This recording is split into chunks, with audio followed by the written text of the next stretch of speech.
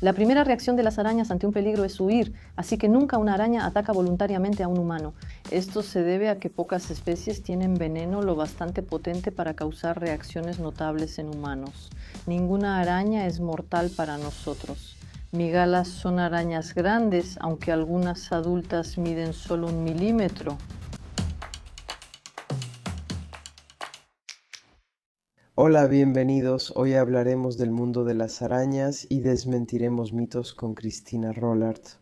Hola Cristina, hola, estamos muy contentos de poder recibirte en el programa hoy. Entonces, para quienes no te conocen, ¿puedes presentarte? Soy Cristina Rollard. Ejercí la profesión de profesora investigadora durante 37 años en el Museo Nacional de Historia Natural como profesora titular y mi especialización es como bióloga. Las arañas eran mi tema, ¿de acuerdo? Soy araneóloga. Ok, entonces es el estudio de las arañas. ¿Es así? ¿Eso incluye a las hormigas? No, entonces, de hecho, una de las primeras correcciones que hay que hacer es que las arañas no forman parte de los insectos. Y cuando hablamos de hormigas, hablamos de insectos. De acuerdo, las arañas forman parte de un gran grupo que llamamos arácnidos. Así que, de alguna manera, también se puede decir que soy aracnóloga, ya que trabajo con un grupo de arácnidos. Y dentro de los arácnidos, por ejemplo, tenemos los escorpiones, tenemos los ácaros como las garrapatas, tenemos los segadores u opiliones y tenemos las arañas. De acuerdo, entonces es un grupo aparte. Realmente no tiene que ver con los insectos. Las arañas, por ejemplo, no tienen antenas. Los insectos sí tienen antenas y 6 patas, mientras los arácnidos tienen 8 patas. También existen diferencias morfológicas entre insectos y arañas, aunque suelen confundirse. Efectivamente, bueno, lo que yo estudié en las arañas fue primero su ecología. Cuando hice mi tesis, fue una tesis en 1987.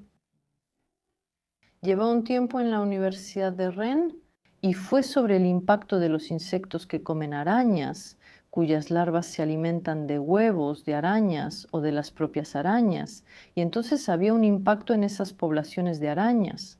Al pensar en insectos, solemos imaginar arañas que se alimentan de ellos, pero también sufren parásitos y depredadores insectos.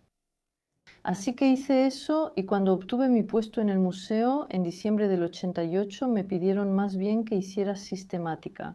Identificación, taxonomía, es decir, identificar y clasificar las arañas que podía ir a buscar al campo en misiones, misiones lejanas o misiones en Francia. Aún falta mucho por descubrir sobre las arañas en Francia. Ok, entonces hace un momento corregimos la diferencia entre una hormiga y una araña. Así que por un lado están los insectos y por el otro las arañas. ¿Existen otras diferencias fundamentales además de las morfológicas? Sí. Es todo eso, pero ambas pertenecen a un gran grupo llamado artrópodos, que son animales con patas articuladas, ¿ok? Un artrópode. Entre estos artrópodos hay dos grupos principales. Aquellos que tienen mandíbulas y antenas, entre los que se encuentran los insectos, los milpiés, los crustáceos, todo eso está agrupado en los antenados o mandibulados. Por otro lado, los quelicerados incluyen a los arácnidos, quienes poseen quelíceros. Entre otras diferencias, además del número de patas, los arácnidos tienen 2 partes en el cuerpo y los insectos 3. Antenas de un lado sin antenas del otro. Y en cuanto a las costumbres, puede haber en realidad costumbres de la biología, etc. En cuanto a su modo de vida, pueden ser muy diferentes. Además, aunque a veces encontramos insectos, milpiés y arañas en los mismos ambientes, Solemos asociar arañas con telarañas, pero ¿todas las arañas las hacen o solo algunas especies? esa es una pregunta común porque al preguntar por la característica de las arañas, muchos responden telaraña, pero yo digo que no, ya que efectivamente no todas las arañas tejen telarañas, es un concepto erróneo. Si cerca del 50% de las arañas no hacen telarañas y cazan distinto. Ellas cazan sin trampa, pues la telaraña normalmente se usa para atrapar presas. Y también a veces es tanto una vivienda como una zona de retiro. Puede estar asociado también a las telarañas, pero hay muchas que no hacen ninguna. Eso no es propio de las arañas, pero sí de las telarañas hechas de hilo de seda. De acuerdo. Los hilos de seda pueden encontrarse aquí, por ejemplo, estos son hilos de seda de araña que han sido enrollados en pequeños carretes y esta es la seda de araña. Puede haber varios tipos de hilos de seda en las arañas para diferentes usos. Eso puede servir efectivamente para hacer telarañas, pero también para desplazarse, envolver los huevos con hilos de seda o envolver a las presas. Hay varios tipos de hilos de seda en las arañas. De acuerdo, pero esa es la característica de las arañas, producir hilos de seda, pero no necesariamente hacer telarañas o trampas con ellos. Entonces sigue siendo una característica común, aunque su uso varíe entre especies. Entonces no es de una especie a otra, porque en el cuerpo de una araña tenemos hasta 6 tipos diferentes de glándulas. Y el mínimo para la mayoría de las arañas son 3 tipos de glándulas. Sí, también hay arañas que hacen trampas, especialmente la clásica telaraña geométrica que todos conocen. Esa es la imagen común, con gotitas de rocío en la mañana, es bonito. Aquí ya hay 3 tipos de glándulas usadas, pues el marco y los radios son de un hilo de seda especial. La espiral de la telaraña geométrica son otras glándulas las que intervienen poniendo pequeñas gotitas de pegamento de manera regular. Y los puntos de anclaje pertenecen a otra glándula. Y las arañas que no hacen telarañas geométricas no necesariamente tienen las glándulas que hacen la espiral con hilos pegajosos. No las necesitan entonces. Existen de 3 a 6 tipos de glándulas según la familia de arañas. Las arañas son realmente fábricas de seda, el material de seda en singular. De acuerdo, entonces realmente hay muchos casos de uso dependiendo de sí. Sí, totalmente de acuerdo. Ok. ¿Cómo logra la araña fabricar su telaraña considerando que algunas son enormes? Además, aunque son complejas para su tamaño, tienen regularidad en su construcción, lo que las hace técnicas de realizar, ¿sí? Sí, pero todo eso está inscrito genéticamente, ¿de acuerdo? Entonces, es cierto que las arañas, las primeras huellas posibles que se han encontrado en cuanto a antigüedad, datan de hace 300 millones de años más o menos, así que mucho antes. Los dinosaurios también, y ellas han desarrollado poco a poco técnicas de caza que se han diversificado y también con morfologías muy diferentes según los ambientes donde se instalan. Todo eso es realmente muy importante. Nos dimos cuenta que en las primeras huellas había rastros de hileras, es decir, los tubos en la parte trasera o en medio del abdomen, la parte trasera del cuerpo, que producían estos hilos. Evidentemente, entonces hace mucho tiempo que las arañas usan la seda, este material, para desplazarse. ¿Para qué? Tenemos arañas en todas partes, en todos los ambientes, excepto en los 2 polos, pero bueno, fuera de eso, las tenemos en todos lados. Porque se dispersan gracias a sus hilos, se dispersan por el aire dejándose llevar como aeronautas con los hilos, y entonces estos hilos sirven, como decíamos, para muchas cosas. Es producido por glándulas internas que tienen distintas formas y han sido nombradas por especialistas en el tema. De hecho, hay glándulas sericígenas de seda, algunas en forma de ampolla, ampuláceas, otras tubulares, tubuliformes, etc. Y cada una produce diferentes tipos de seda para distintos usos. Entonces, dentro de una glándula, para ser más precisa sobre qué es la materia de la seda dentro de las glándulas, es como un líquido sólido. En física a eso le llamamos un líquido no newtoniano. Es un poco como la maicena con agua, así que cuando la golpeas con fuerza no se hunde. Es sólido si dejas que la mano baje, es sólido. ¿Bajar? Entonces eso es un producto dentro de las glándulas que es así y luego va a pasar por toda la tubería hasta el tubito. Al final de los conductos estará bajo presión y se solidificará. Y es el pequeño hilo de 0.007 micrones que vemos salir, bueno, que apenas se ve porque es realmente muy, muy fino por los conductos. Así es, así es.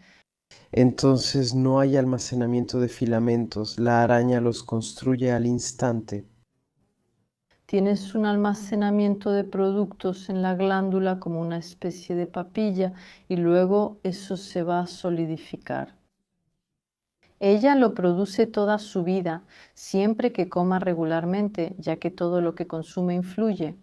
Sabiendo que las arañas solo se alimentan de líquidos, primero licúan los tejidos de sus presas y luego tienen una boca, un tubo digestivo, una especie de buche aspirador, entonces cuando aspiran hacen así. ¿eh? Eh, Todo eso. Luego eso se va a sintetizar en el cuerpo y va a permitir producir lo necesario para las proteínas básicas de la seda, es decir, la fibroína, y para crear componentes del veneno, ya que las arañas son venenosas. Hablamos entonces de 6 tipos de fibras, así que fibras más bien pegajosas.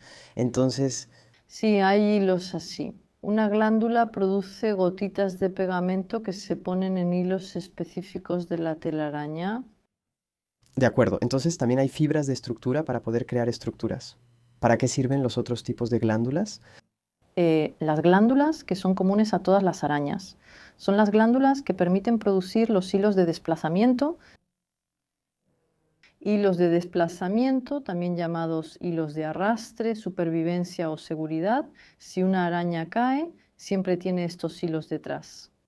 Sí, ese es el hilo más clásico de todas las arañas. Ok, después hay arañas que van a envolver a su presa antes de morderla e inyectarle veneno. Primero las giran y sacan varios hilos de seda para inmovilizarlas. No todas lo hacen ni tienen esas glándulas, pero también funciona así. Y después también hay otras que permiten a las hembras rodear y mantener los huevos juntos. Y de hacer como pequeños sacos de huevos o capullos, a veces con fibras de seda especiales para mantener bien calientes los huevos.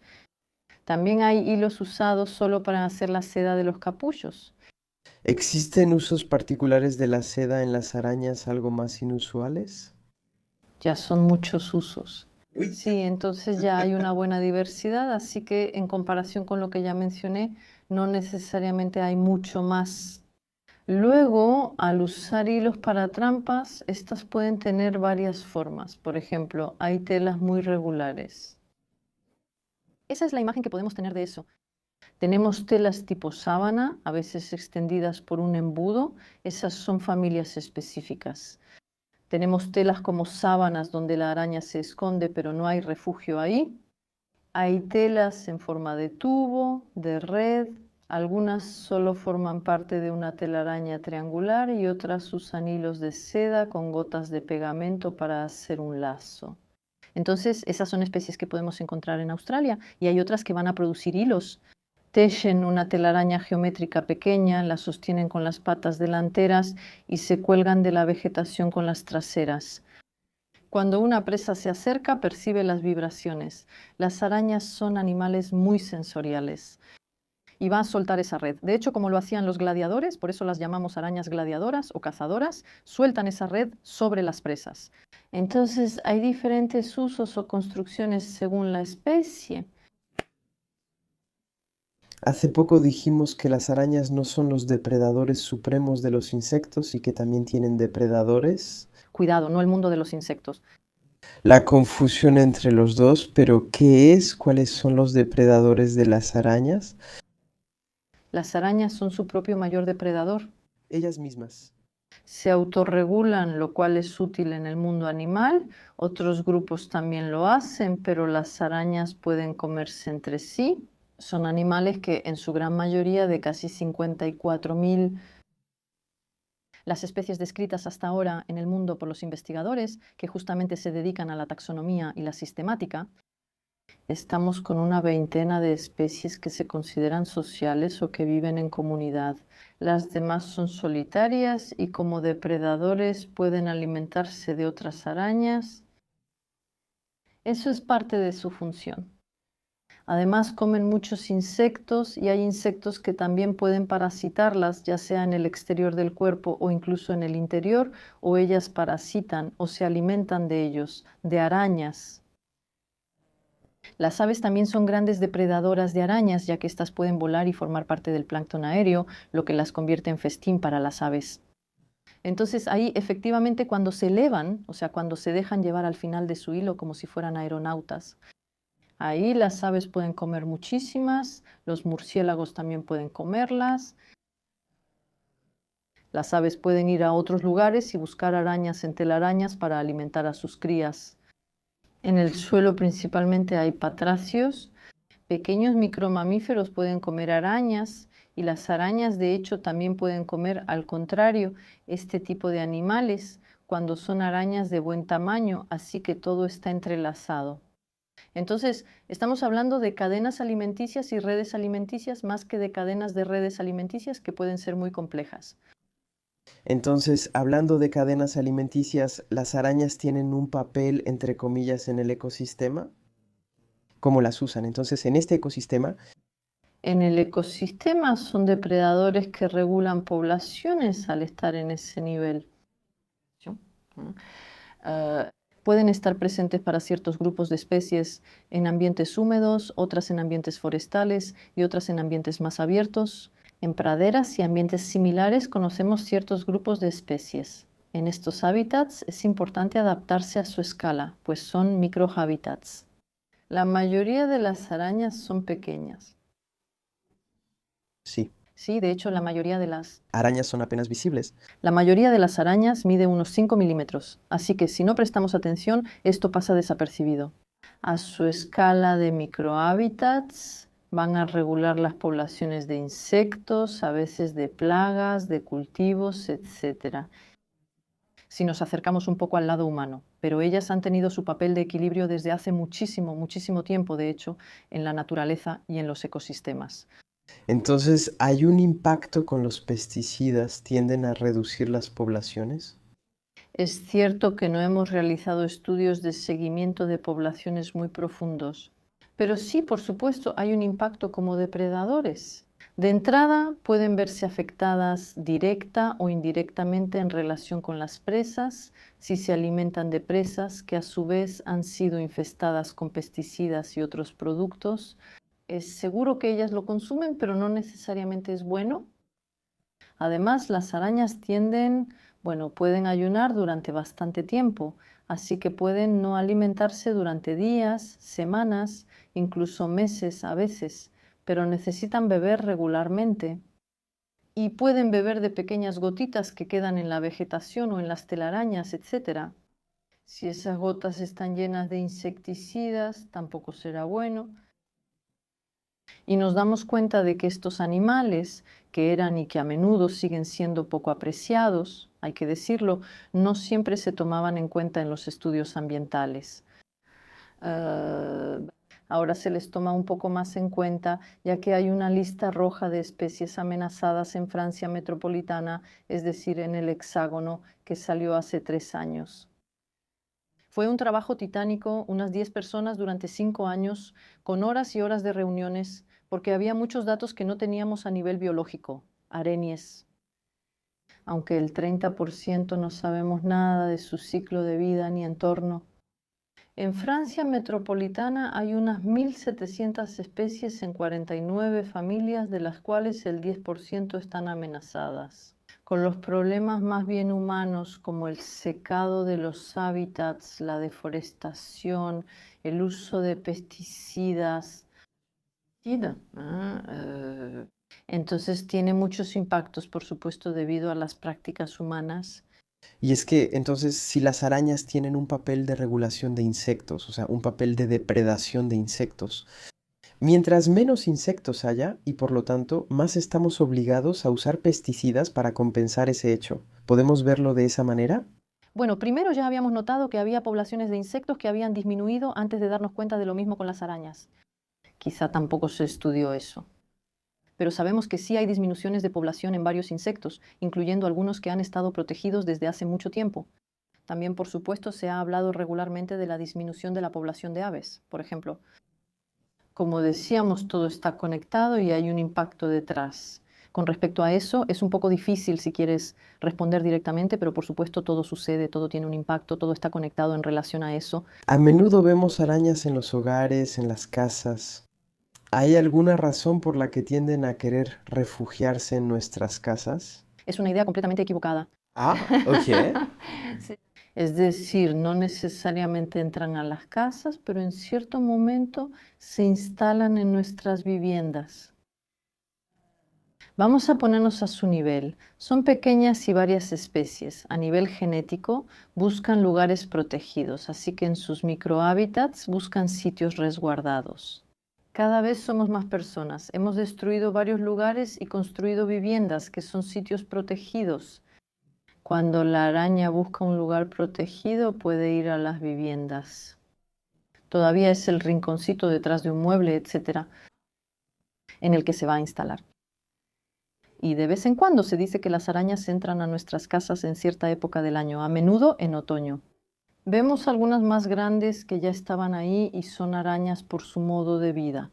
A menudo mencionamos a las tegenaires de las casas. Entonces, en cuanto al tamaño, es más o menos 1,5 centímetros, 1,8 centímetros de tamaño de cuerpo, con patas bastante largas. Eso les da una envergadura bastante importante. Son oscuras, nocturnas y a veces rápidas, nada agradables para el espíritu humano. Y ahí, en la época de otoño, vemos a los machos paseándose por las casas. No necesariamente entran porque hace frío, porque además en este momento no hace tanto frío durante los inviernos. Ya están instalados, como las hembras, en rincones con su telaraña en sábana, esperando que las presas caigan en su trampa. En la reproducción, los machos buscan a las hembras, así que son un poco más errantes en nuestra casa, por eso los vemos un poco más en esa época. Y eso nos hace pensar que entran porque hace frío. Falso. De acuerdo. ¿Por qué? Tenemos arañas en casa porque esas especies existen en nuestro país. También pueden hallarse afuera, en sitios protegidos como huecos de árboles o bajo troncos caídos. En grietas y muros de piedra también se hallan en espacios exteriores protegidos a su escala. Pero en general hay una veintena de especies que pueden estar asociadas a las viviendas de esta manera. Y eso es totalmente cierto, normal y lógico. Como muchos ácaros están en nuestras casas, como muchos otros microorganismos que no vemos. A menudo le tenemos miedo a las arañas porque hay todo un imaginario alrededor. Nos imaginamos que nos van a morder, que nos van a picar. He escuchado que dicen que ponen huevos. ¿Eso hace? Parte de las ideas equivocadas. No, ¿es una araña? ¿Es peligrosa para nosotros? ¿Y estas diferentes ideas son verdaderas o falsas? Entonces ponen huevos bajo la piel, ¿verdad? Si miramos una araña, vamos a tomar eventualmente el pequeño peluche, así que es Lucas, la araña. En redes sociales es linda y agrada a la gente por sus ojos grandes. Desafortunadamente está un poco mal hecha porque los 4 pares de patas están pegados en la parte trasera del cuerpo y deberían estar pegados al frente, normalmente. ¿De acuerdo? Ok, de acuerdo. La morfología de una araña tiene 2 partes y las patas suelen estar al frente, no en su lugar habitual. Tiene pedipalpos, glíceres y colmillos para inyectar veneno. Y bueno, ahí Lucas no tiene esas cositas en la parte de atrás que corresponden a las hileras que van a producir los hilos de seda. Pero se ve en una araña un elemento como un ovipositor, como algo que tienen ciertos insectos. Poner huevos bajo un soporte, cortezas o en un huésped, al final nada de eso, ¿cierto? Bueno, me parece que en El Señor de los Anillos había un arácnido ahí con una especie de aguijón, pero bueno, las arañas en realidad no tienen aguijón, entonces no tienen nada para poner huevos debajo de algo. Cuando la hembra pone huevos, salen por una hendidura genital bajo el abdomen. Es venenoso. La definición de un animal venenoso es un animal que posee veneno, ese veneno que va a almacenar generalmente en glándulas especializadas. Ellas van para la gran mayoría de los animales venenosos. Los usarán para alimentarse, licuar, paralizar o matar presas y algunos también para defenderse ocasionalmente. Las arañas no tienden, al igual que las serpientes, a usar veneno cuando hacen mordeduras de defensa. Entonces, está bien, es venenoso, pero eso no significa necesariamente que sea peligroso para los humanos. Son cosas distintas. Hay muchos animales venenosos cerca, incluso en el mar. No necesariamente los humanos son el objetivo como presas. Si hay contacto físico con una araña, que es raro, hay que minimizarlo. A menudo se dice que nos mordió o incluso nos picó una araña, aunque tiene 2 colmillos, así que en realidad son mordeduras. Bueno, mordedura, doble picadura si se quiere, pero eso es falso. Otras cosas pueden causar reacciones en la piel, no solo las arañas. ¿Por qué las culpamos? No las conocemos bien y tienen mala fama, así que incluso tocarlas causa rechazo. Eso pasa con la mayoría de las arañas. Por supuesto, hay algunas más grandes que eventualmente pueden morder la piel humana y llegar a atravesar el grosor de nuestro tegumento. Por lo general, una mordida defensiva ni siquiera inyecta veneno, así que el contacto físico con una araña casi nunca ocurre. Solo si la provocamos, ya sea voluntaria o involuntariamente, y nos muerde en defensa. No siempre se inyecta veneno, pero consideremos el caso en que sí ocurre. Muy pocas especies tienen un veneno lo suficientemente potente como para provocar reacciones realmente muy marcadas en los humanos. Y al contrario de todo lo que puedo leer o ver, ninguna araña es mortal para los humanos. Ok, ninguna, digo bien ninguna, ni siquiera las tarántulas, ni los ejemplares más grandes, ni siquiera las tarántulas, etc. El tamaño no determina el peligro. Las viudas negras, frecuentemente mencionadas, tienen un veneno muy potente. Son arañas pequeñas con colmillos diminutos. Para que te muerda una viuda negra debes ponerle la mano encima. Son arañas discretas que tejen telarañas al pie de la vegetación. Debes acercarte mucho para verlas. Y si movemos un poco su telaraña, en general, si realmente es algo que no se percibe como vibraciones de presas potenciales, nosotras, con nuestros grandes pasos, llegamos ahí. Ella huye. Primera reacción de las arañas fáciles. Peligro es la huida, como los humanos también, nosotras como animales humanos. Ante un peligro, huimos entonces. Estas viudas negras no muerden, pero su veneno es potente y mata micromamíferos o pequeñas serpientes. En casos donde humanos han sido mordidos por viudas negras que inyectaron veneno, sí, hay reacciones más marcadas, ya que es un veneno potente. Causa taquicardia, sudoración y algo de contracción muscular. De todas formas, hay una sintomatología médica asociada a las mordeduras de viudas negras que llamábamos latrodectos, y eso se llama latrodectismo. A nivel médico, esos son los casos principales, pero si estamos sanos, tras 2 días de tratamiento no hay problema. Cantidad anual de muertes globales por mordeduras confirmadas. Vimos y describimos la araña, etc. De 5 a 10, ok. Entonces la peligrosidad disminuye totalmente. Y eso a menudo no se debe directamente al veneno, sino a infecciones o incluso a sobreinfecciones en el lugar donde pudo haber ocurrido la mordedura. Especialmente las arañas violinistas, que suelen mencionarse en medios y causar revuelo, que provocan una especie de necrosis en la piel y eso causa quemaduras que pueden infectarse o incluso sobreinfectarse. Si no se ha tratado bien. De acuerdo, entonces las arañas no son peligrosas. Listo, está bien para los humanos. ¿Para los humanos? Aclaramos que solo son peligrosas para sus presas, pues son depredadores. Entonces, y me gustaría volver a un tema mencionado, las migalas, sí, las migalas que serían peligrosas para los humanos. Falso, la imagen de las migalas no es la correcta. No es que lo piense, es que estoy segura de que no es para nada la correcta. Para el público en general, porque lo que vamos a mostrar como migalas en los medios, en las películas, en los programas de televisión, etcétera, son grandes para nosotros. Migalas son confundidas con arañas grandes y tropicales, pero eso es incorrecto. En la definición de migalas, no todas son grandes, ya que la migala más pequeña, que es tropical, en tamaño de cuerpo adulto, mide 1 milímetro. Es curioso, de esa no hablamos porque no impresiona para nada. La mayoría de las migalas, incluso en los trópicos, miden entre 1 y 2 centímetros de cuerpo. Y sí, hay unas muy grandes y son esas las que se usan justamente en las películas y en los programas de televisión. ¿Y por qué las usan? Porque no son peligrosas, no son tontos los directores, ¿verdad? Entonces van a usar algo grande que no conocemos bien y van a mantener ese miedo. Y ese aspecto, las tarántulas son peligrosas, entonces claro, se pueden encontrar unas grandes. Aquí traje una exuvia, entonces no es una, es la piel de la araña. Bueno, sí es de las grandes, efectivamente.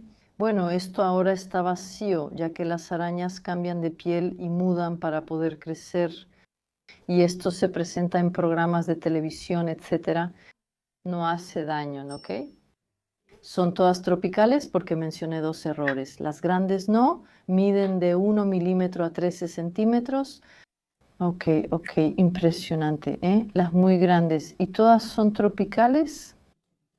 No, ya que tenemos unas 40 especies en Europa y unas 20 especies en Francia metropolitana, y esas especies en Francia metropolitana son todas terrestres. Hacen madrigueras en el suelo, solo se ven si sabes dónde buscar, y miden de 1 a 3 centímetros. Entonces aquí traje una pequeña migala que incluso se puede encontrar en el Jardín de Plantas de París y que se encuentra hasta Dinamarca, ¿ok? Que llamamos migalas calcetín. ¿Y que hace tubos de seda en la tierra? Es seda, puedes ver, son tubos de seda y la desenterré. Hay una parte aérea y otra subterránea. La araña vive ahí siendo su hogar y trampa la parte aérea. Ella se mete ahí cuando está cazando y espera a que las presas pasen por encima. Eso produce vibraciones y ella engancha a través del tubo de seda para inyectar el veneno y después abre su calcetín, recupera a su presa y come al fondo de su madriguera. También cerrará el agujero con nuevos hilos de seda para evitar que entren otras criaturas.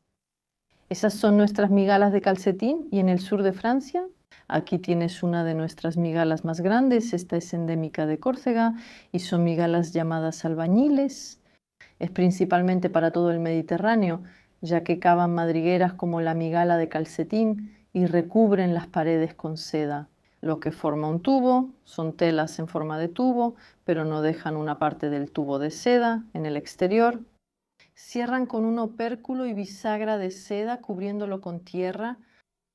Aquí están nuestras migalas albañiles, así que sí tenemos migalas en Francia y en Europa que hacen este tipo de cosas. Y la migala europea más grande está en Andalucía.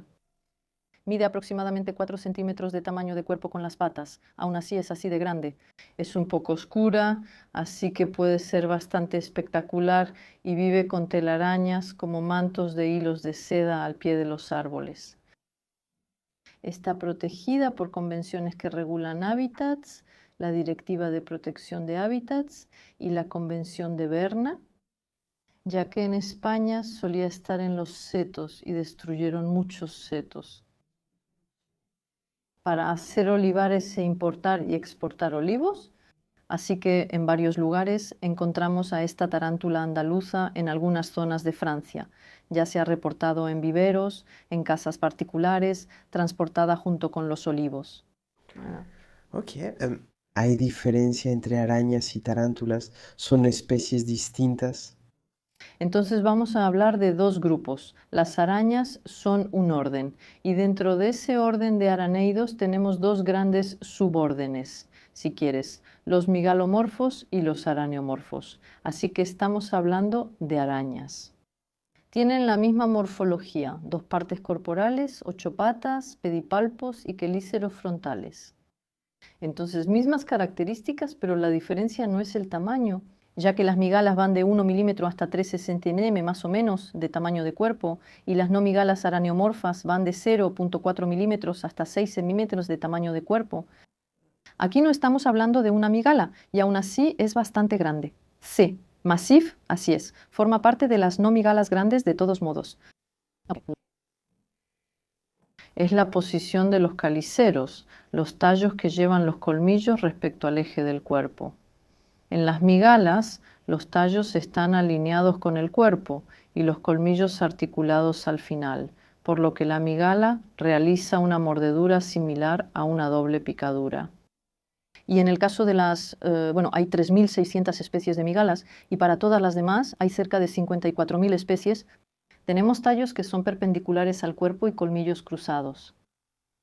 Y entonces ese es el movimiento que van a hacer las otras arañas. Así que si observamos una araña, y bueno, cuando vemos esta o cuando vemos otras arañas, si no vemos tallos que sobresalgan, no es una tarántula. Si tomamos la exuvia, podemos ver aquí dos tallos que están en la prolongación del cuerpo. Ok, de acuerdo. Ok, los colmillos inferiores no están cruzados, son casi paralelos. Okay. Esa es la diferencia morfológica entre una migala y una no migala.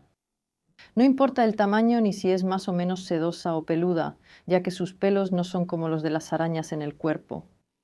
No es seda, no, la seda es el material que producen para diferentes usos y los tipos de pelos que vemos en el cuerpo de las arañas, esos son sedas. En plural no es el mismo material, tiene la misma palabra, una siempre es singular, el material de las hileras, y otra siempre es plural.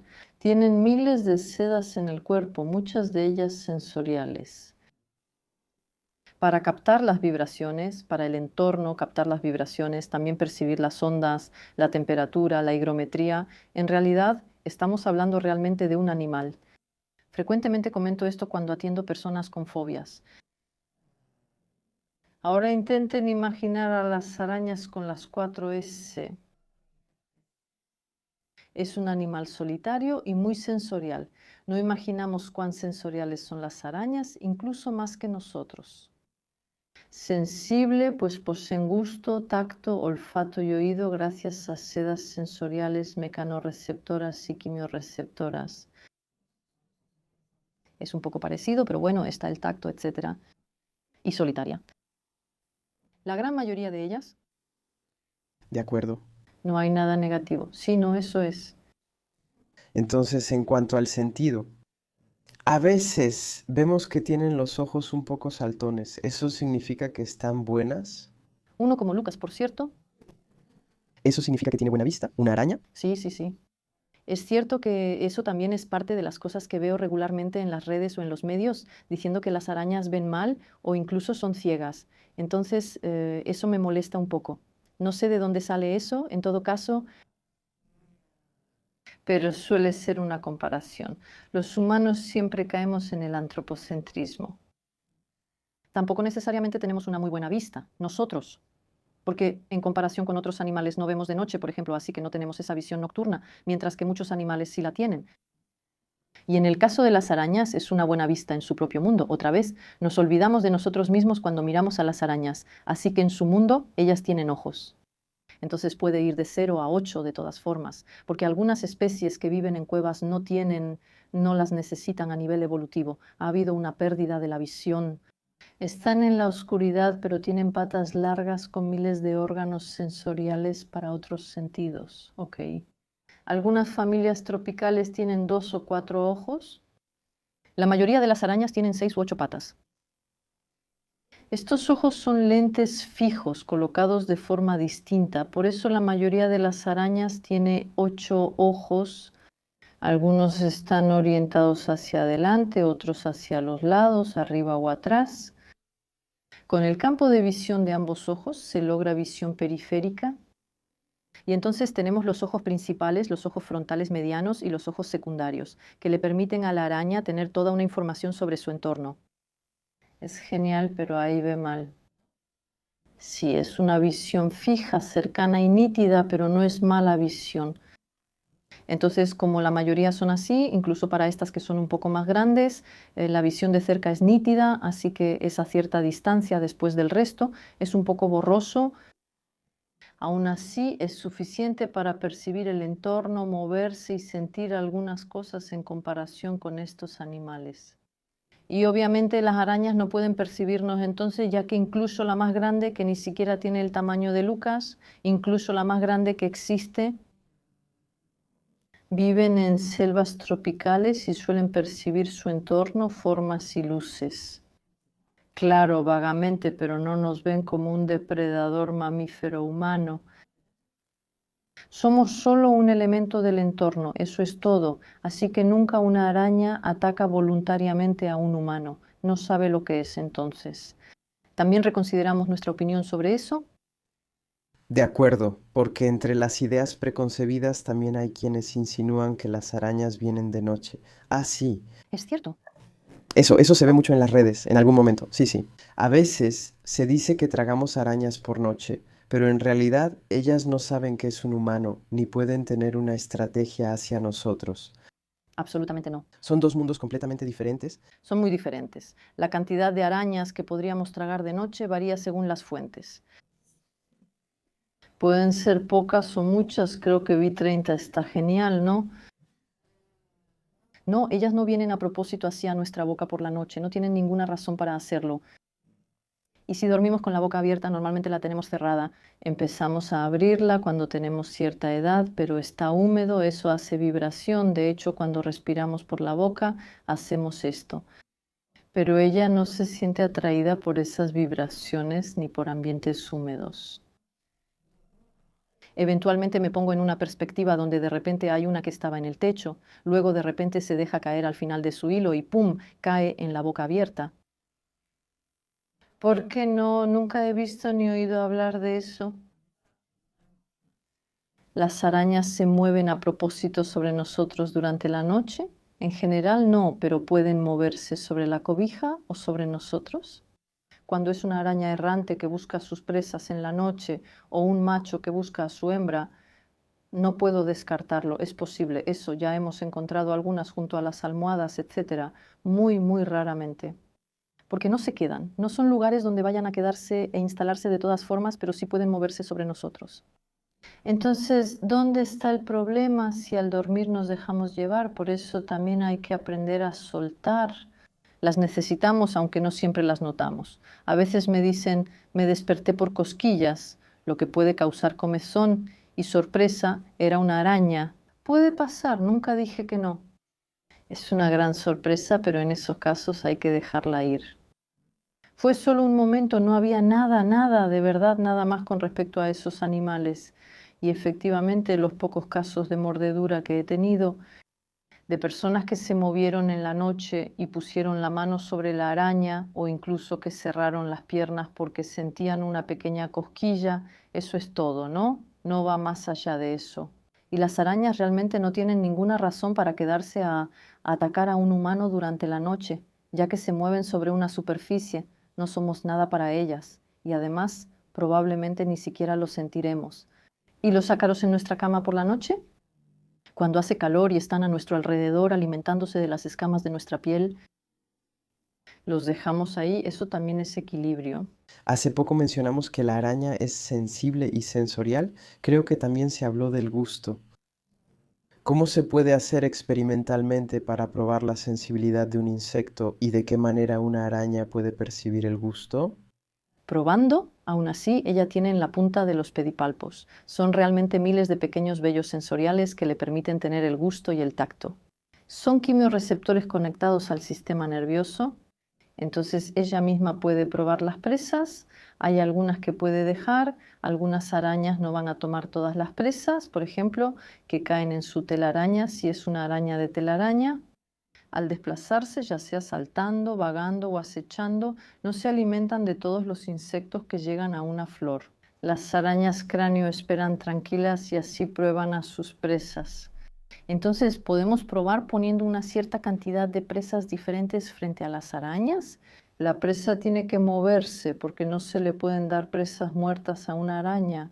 Debes sentir las vibraciones de la presa y gracias a ellas y a los movimientos puede estimar su masa. He visto, por ejemplo, una Eperdiadem, es decir, las clásicas arañas de jardín con manchas en forma de cruz, reaccionar a un insecto caído ahí. Jala y mueve los hilos cuando el insecto deja de moverse. Así siente dónde hay resistencia en la telaraña. Esta araña se apresuró y probó. Era una catarina que se había quedado atrapada, una catarina que de repente soltó un pequeño líquido amarillento muy, muy disuasivo para posibles depredadores. La araña probó y cortó todos los pequeños hilos alrededor de la catarina y dejó caer a la catarina. Así que sí probó la presa y se dio cuenta de que no era comestible. Ok. Así que sí, las arañas por supuesto son sensibles a eso gracias a las sedas sensoriales y tienen elementos alrededor de la boca que también les permiten probar. De acuerdo con respecto a la morfología de una araña, cómo se aparean y reproducen, hay muchas ideas erróneas al respecto. Sí, ¿es cierto que las hembras siempre se comerían a su macho? Sí. Por ejemplo, Esto no es sistemático. También existen muchas especies donde machos y hembras son del mismo tamaño, por lo que no es tan evidente. Aun siendo solitarios, machos y hembras de la misma especie pueden encontrarse. A veces uno sirve de presa, pudiendo el macho alimentarse de la hembra o al revés.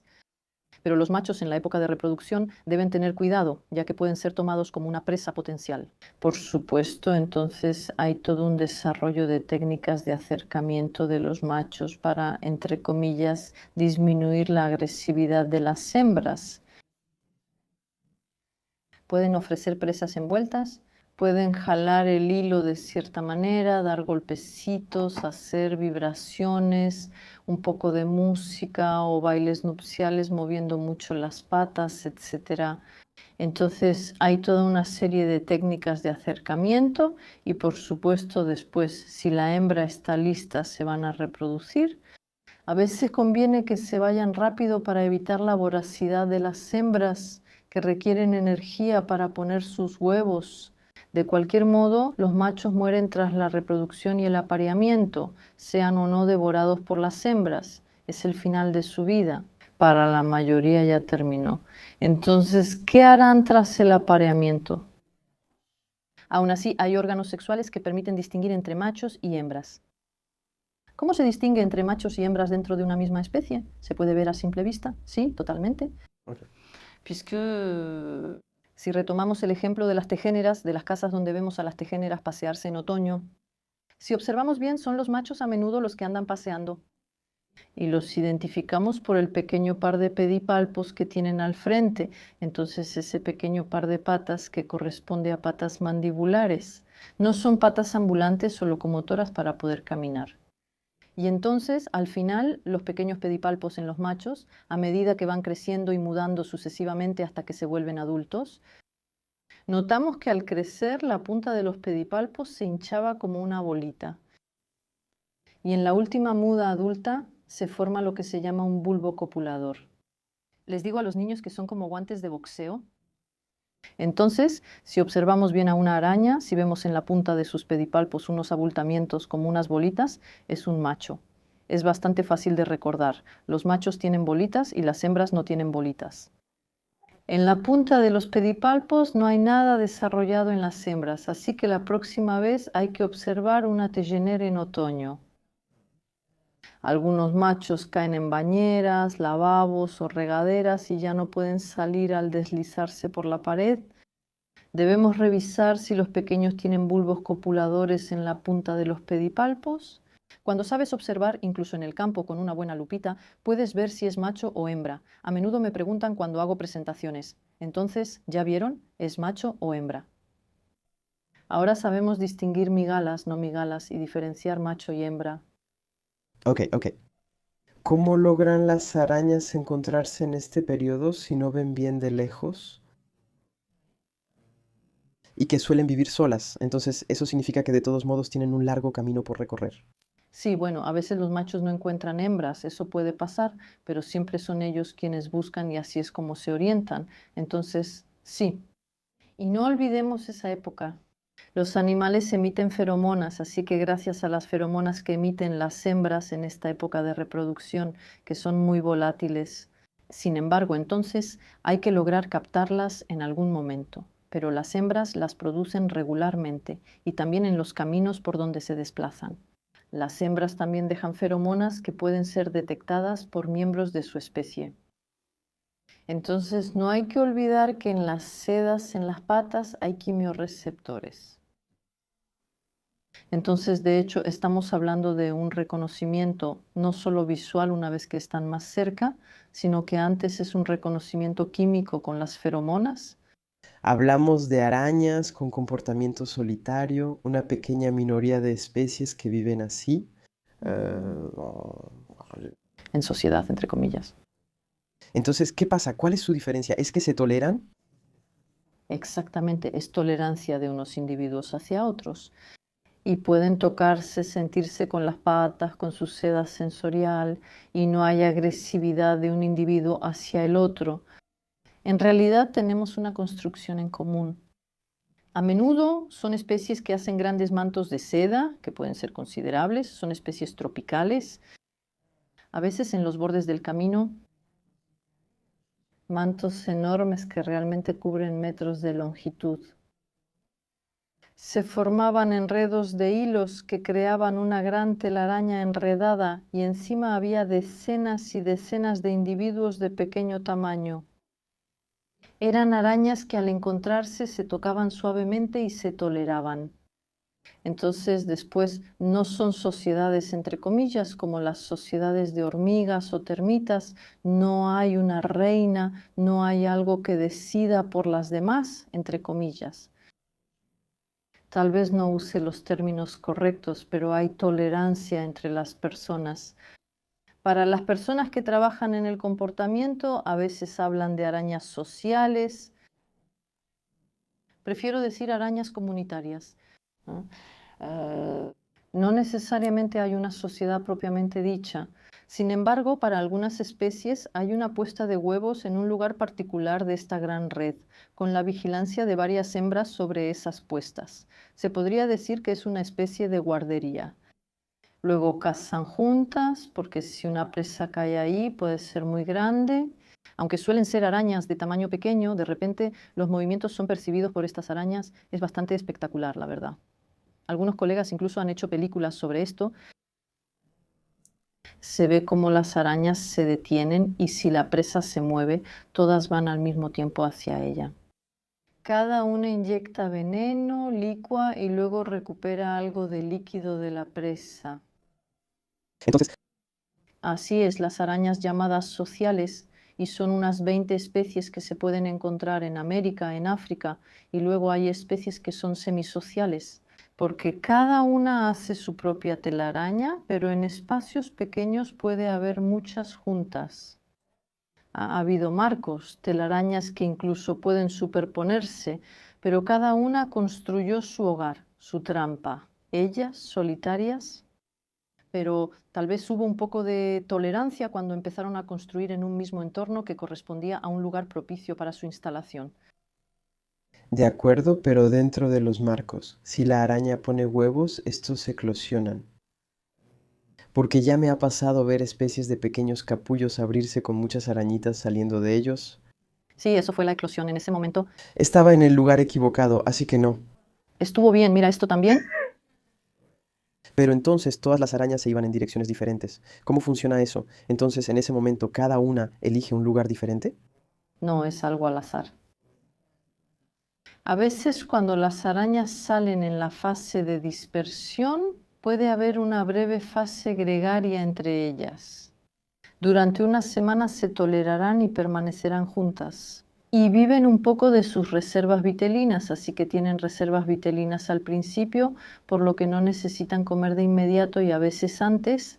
Justamente su dispersión puede provocar la dispersión, también el hecho de que ya empiecen a dispersarse, van a empezar a poder comerse unas a otras.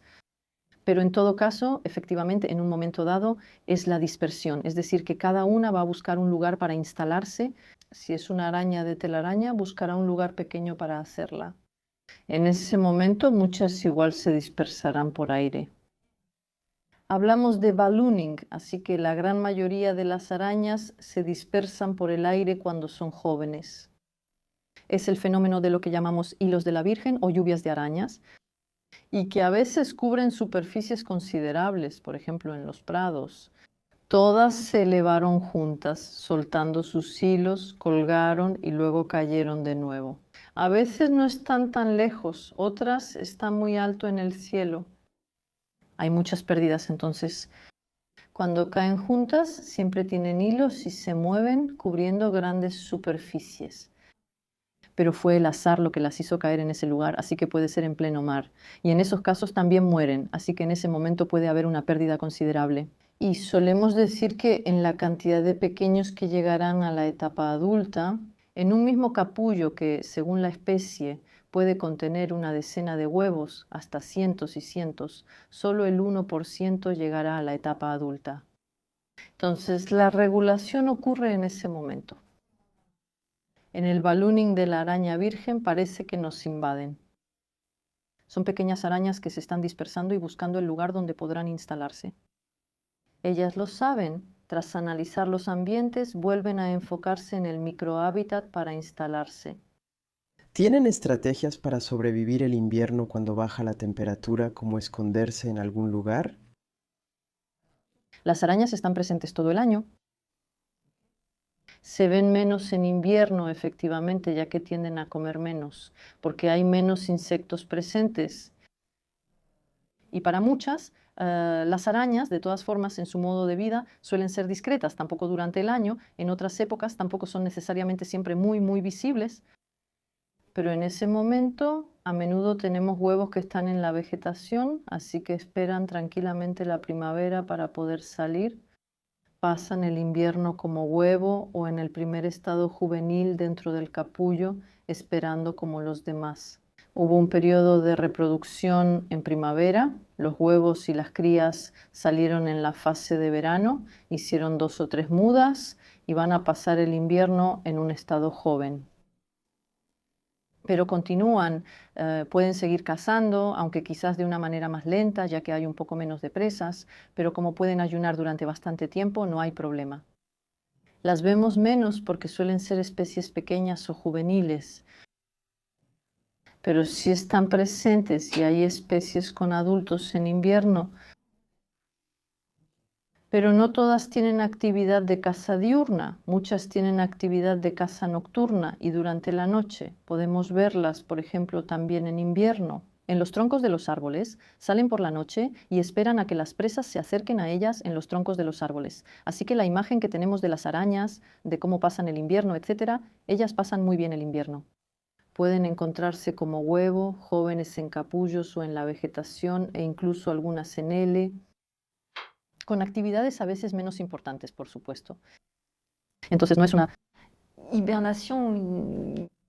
hibernación particular, entonces pueden ralentizar su desarrollo, ralentizar por supuesto la captura de presas, porque hay menos, y de hecho también podemos tener estimaciones. Es decir, que algunas arañas van, cuando hace realmente mucho, mucho calor, también siempre hablamos del frío, pero cuando hace mucho calor tampoco es bueno. No es ideal para insectos, así que puede no haber presas. Por ejemplo, algunas migalas albañiles del sur de Francia construyen madrigueras profundas en el suelo cuando hace mucho calor. Y ellas hay un opérculo que podríamos ver a nivel del suelo, pero hacen un doble opérculo en el interior y se encierran y esperan. Entonces, es una especie de estivación, ya que no están muy activas porque hace demasiado calor. ¿Ok? ¿Eso significa que hay zonas límite en la Tierra donde no hay arañas? ¿Porque las condiciones climáticas superan cierto punto? Hay en todas partes, pero depende de la especie. Recuerdo que según lo que sabemos, aún faltan muchas por describir, quizá 10 veces más, ya vamos en 54.000 casi de acuerdo. Algunas especies tienen distintas técnicas de caza, reproducción y hábitats. Encontramos arañas hasta 6.700 metros en el Himalaya, aunque hay pocas especies. No hay mucha diversidad ahí, pero sí la hay en todas partes, incluso en los desiertos, donde hay grandes diferencias de temperatura. Muy, muy caliente durante el día y también puede hacer mucho frío en la noche. Pensamos en nuestro periodo de actividad diurna, pero las actividades varían, así que hay arañas en todos lados y según la especie se adaptaron genéticamente. Está definido por distintas condiciones.